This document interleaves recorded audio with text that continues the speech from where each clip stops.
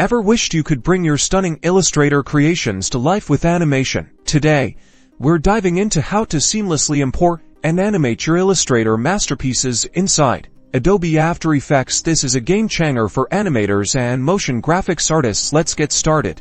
First, open After Effects and create a new project. Then you'll navigate to the File menu and select Import, and then File. This will open a dialog box. Ensure you choose your Illustrator file.